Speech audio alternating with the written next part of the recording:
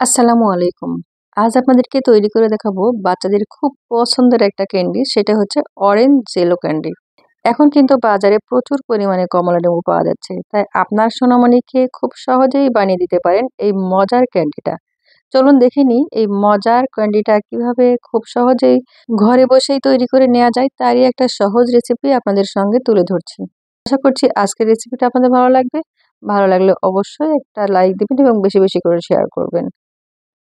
আমি এখানে orange jello candy তৈরি করার জন্য 3/4 কাপ নিয়েছি অরেঞ্জ জুস। তবে আপনারা কেউ চাইলে এখানে মাল্টার জুসও দিতে পারেন।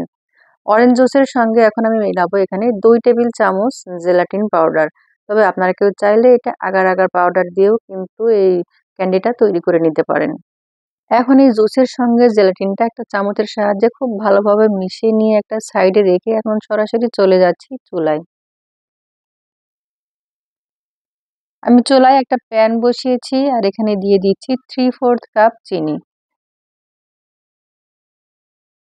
1/4 কাপ করে 3 বার দিলেই কিন্তু 3/4 কাপ হয়ে যাবে।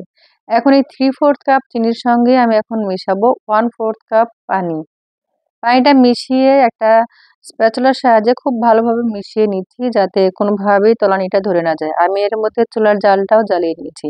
আর চুলার জাল থাকবে মিডিয়াম। আর মিডিয়াম অবস্থায় নাড়তে চাড়তে দেখবেন চিনির শিরাটা বেশ খানিকটা ঘন হয়ে এসেছে।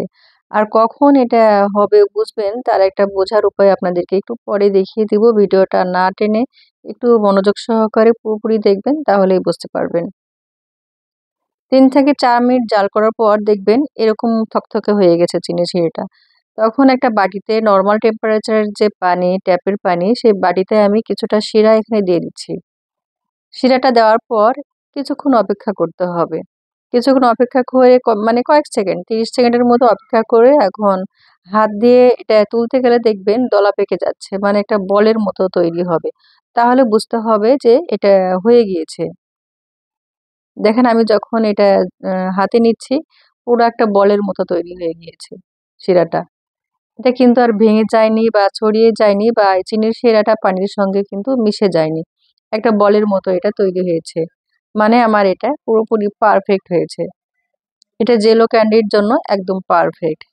এখন আমি এর সঙ্গে মেশাবো সেই অরেঞ্জ জুসটা, যেটার সঙ্গে আমি জেলাটিন মিশিয়ে রেখেছিলাম। এটা দিয়ে আমি জালটা জ্বালিয়ে আমি আবারও কন্টিনিউয়াসলি নাড়তে থাকবো। নাড়াচাড়া কোনোভাবেই বন্ধ করা যাবে না। এখন আমি জেলাটিন মেশানো জুসটা দেওয়ার পর ঠিক 2 থেকে 3 মিনিট জাল করব। এরই মধ্যে দেখবেন যে এটা হয়ে যাবে। আর জালটা থাকবে মিডিয়ামে।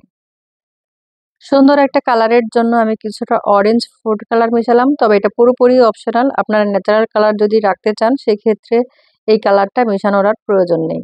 আপনারা ন্যাচারাল কালারটাও রাখতে পারেন। সেটাও কিন্তু দেখতে সুন্দর লাগে। কালারটা মেশানো হয়ে গেলে এবারে আমি দিয়ে দিচ্ছি অরেঞ্জ এসেন্স।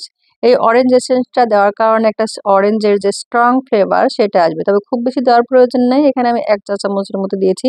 তবে হাতের কাছে না থাকলে এটাও বাদ দিতে পারেন। এটা না দিলেও কিন্তু টেস্টের খুব বেশি কিন্তু চেঞ্জ আসে না। হাতের কাছে না থাকলে এটা বাদ দিবেন। এখন আমি অরেঞ্জ এসেন্স দেওয়ার পর কিছুক্ষণ জাল করে এখন নামিয়ে ফেলবো। নামিয়ে এখন সরাসরি আমি একটা এই যে চকলেট মোল্ড দেখছেন, এটার মধ্যে সরাসরি ঢেলে নিব। তবে যদি আপনাদের কাছে চকলেট মোল্ড না থাকে, সেক্ষেত্রে একটা প্লেটে ছড়িয়ে সেটা ঠান্ডা করে নিয়ে একটা চাকুর সাহায্যে বা ছুরির সাহায্যে টুকরো করে কেটেও নিতে পারেন। আমি এখানে এটা সরাসরি রেখে দিব ফ্রিজে ১০ মিনিটের জন্য। ১০ মিনিট পর দেখেন একটু চাপ দিলেই কিন্তু বেরিয়ে আসছে খুব সহজেই। এরই মধ্যে কিন্তু আমার একটা খাওয়া হয়ে গিয়েছে। আমার বুড়িটা খেয়ে নিয়েছে। এখন আমি সবগুলো একটা, একটা করে বের করে নিব। আর বের করে এভাবে সরাসরি খেতে পারেন। তবে এটা আমি একটু আকর্ষণীয় করে তোলার জন্য চিনির মধ্যে একটু কোট করে দিব। তবে কেউ চাইলে যে নারিকেলের গুঁড়া সেটার মধ্যেও কিন্তু কোট করে নিতে পারেন। আবার না করলেও সমস্যা নেই। দেখলেন তো কত সহজেই তৈরি করে নিলাম। সহজেই তৈরি করে নিলাম বলে ভাববেন না কিন্তু যে এটা খেতে মজার না। এটা বানাতে যতটা সহজ, দেখতে ততটাই সুন্দর এবং খেতে ততটাই মজার। তাই আর দেরি না করে বাজারে কমলালেবু থাকতে থাকতেই আপনার সোনামণিকে বানিয়ে দিন এই মজার ক্যান্ডি। আর এই ক্যান্ডিটা কিন্তু শুধু বাচ্চা না, বড়রাও কিন্তু ভীষণ পছন্দ করে। আমি বলবো একবার হলেও এই ক্যান্ডিটা বাসায় অবশ্যই ট্রাই করবেন।